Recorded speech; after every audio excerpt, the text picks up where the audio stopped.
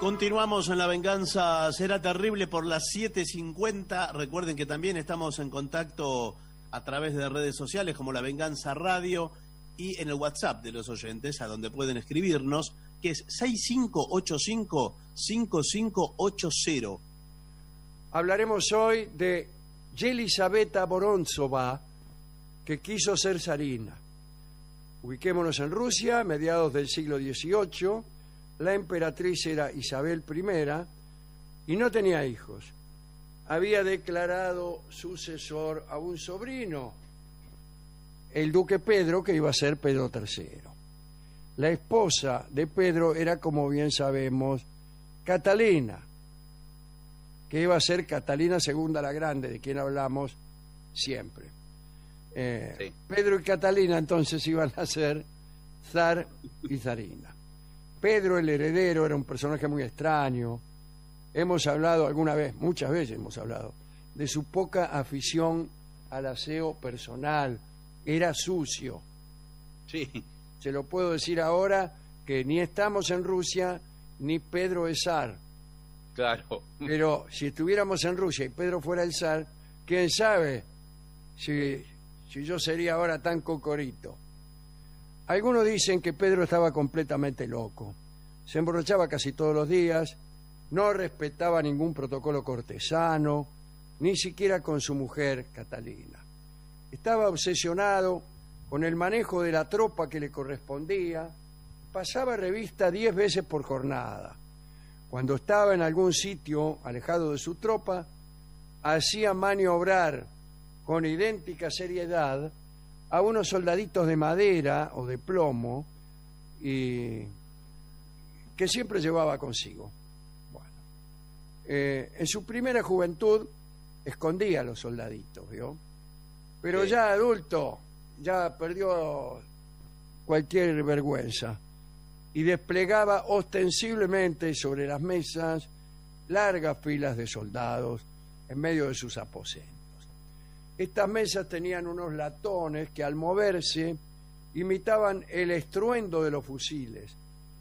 Todos los días a una hora determinada, Pedro realizaba el relevo de la guardia de sus soldaditos y pasaba de una mesa a otra.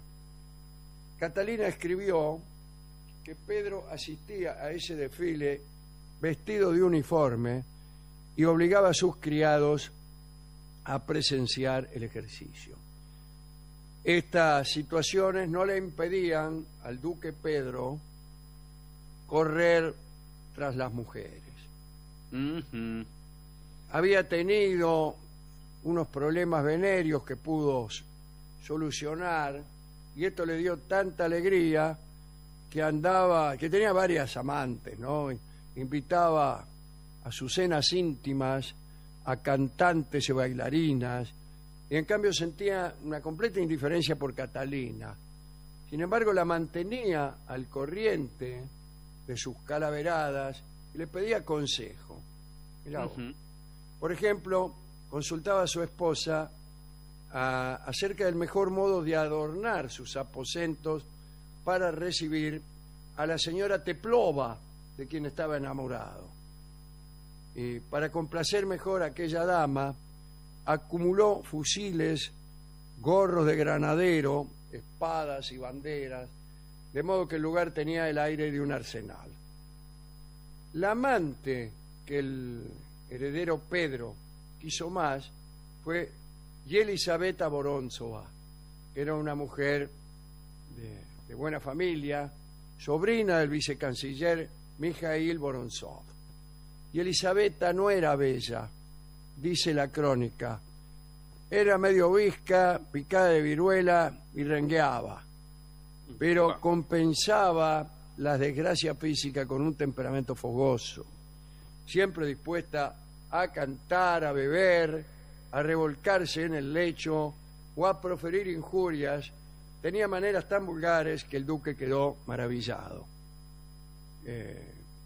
Con ella no se sentía una porquería de tipo, era la sensación que de él tenía la corte, ¿no?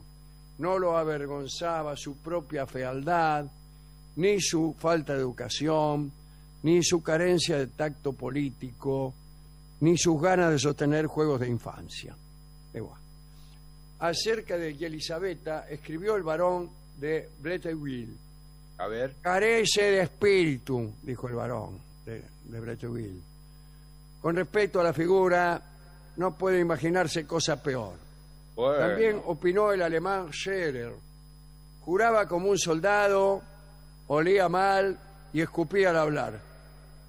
A Pedro le agradaban esa clase de desarreglos. Al príncipe Pedro no le importó mostrar a su amante públicamente. A su esposa Catalina tampoco. Su amante de turno, digo, el amante de turno de Catalina, era el polaco Stanislao Poniatowski. Las dos parejas cenaban alegremente. Si el matrimonio, cada uno con su... Funcionaba porque cada uno tenía algo afuera. Claro, iban a comer. Escribió Poniatowski, ¿no? Stanislao. Llegaba al atardecer, subía por las escaleras secretas que conducían a las habitaciones de Catalina, donde se encontraban Pedro y Elisabetta. Comíamos juntos y luego el duque Pedro se llevaba a su amante y después de decirnos estas palabras: hijos míos, creo que ya no me necesitáis. Y entonces yo me quedaba tanto cuanto quería. Esto es lo que decía Stanislao Poniatowski, el polaco. Todo esto sucedía mientras reinaba Isabel, pero el problema se iba a presentar cuando Pedro heredara el trono del imperio.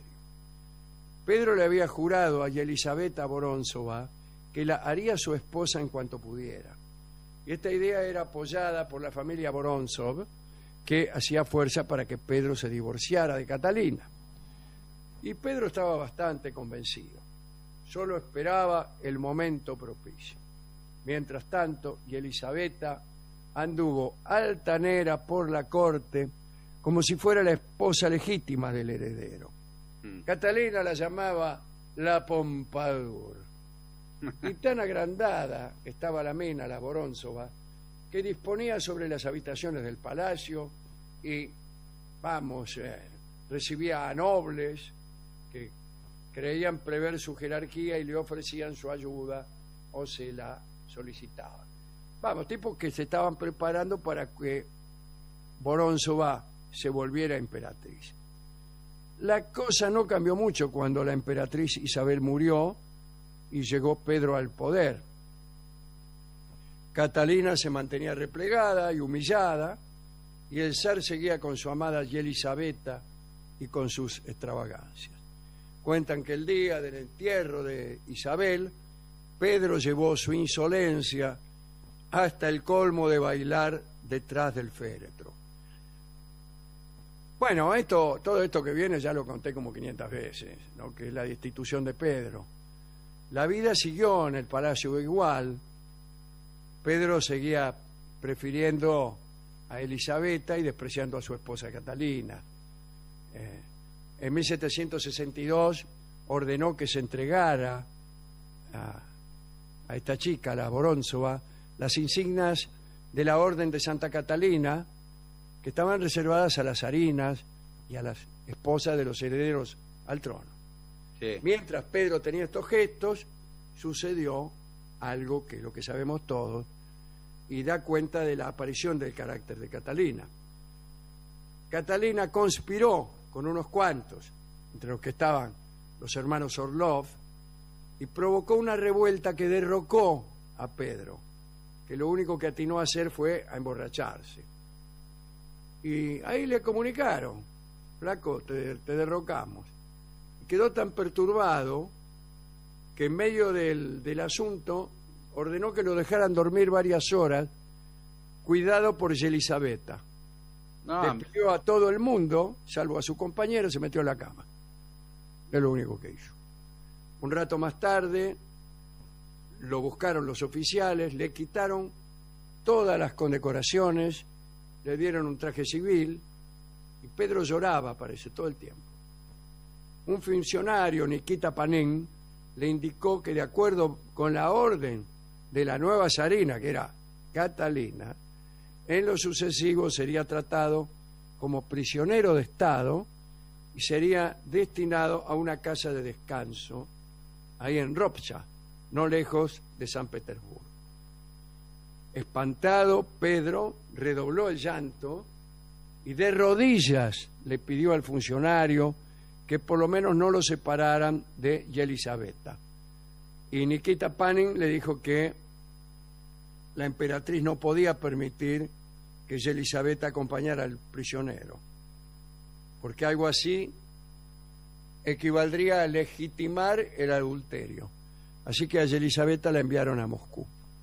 Pero en ese momento, la Vorontsova unió, cuando le dijeron que se tenía que ir a Moscú, unió su llanto al de Pedro. Y los dos se arrastraron a los pies de Panin, que se mostró inquebrantable. Y bueno, los amantes jamás volvieron a verse. Al límite de su fuerza, Pedro pidió que le dejaran llevarse el violín al lugar donde lo mandaba, ¿no? A Ropcha. Sí, sí. Y al perro, a su perro, a Mopsi. Y eso sí, se lo permitieron. Mirá si serán. Yo que Pedro le digo, ¿para qué le cuesta? Si Sí, por ya mí que quédese con el perro Y déjenme. y déjeme llevarme a Yelizaveta. Unos días después, Catalina, ya consagrada, recibió una carta de Pedro y en una parte decía así: Vuestra Majestad, si no queréis para nada hacer morir a un hombre que ya es bastante infortunado, tened piedad de mí y dejadme el único consuelo, que es Yelizaveta Vorontsova. De este modo haréis una de las mayores obras de caridad de vuestro reino. Catalina no contestó. Oh, Y unas jornadas más tarde, Pedro III apareció muerto en su encierro. A pesar de que la zarina emitió un comunicado al pueblo ruso informando de que Pedro había muerto por problemas hemorroidales, las hipótesis más claras apuntan a que fue asesinado por los hermanos del favorito de la emperatriz, ¿no? Uno de los Orlov. Las hipótesis de su asesinato apuntan hacia un estrangulamiento. Parece que el día del entierro de Pedro se le colocó una bufanda en el cogote, ya para tapar las marcas del asesinato.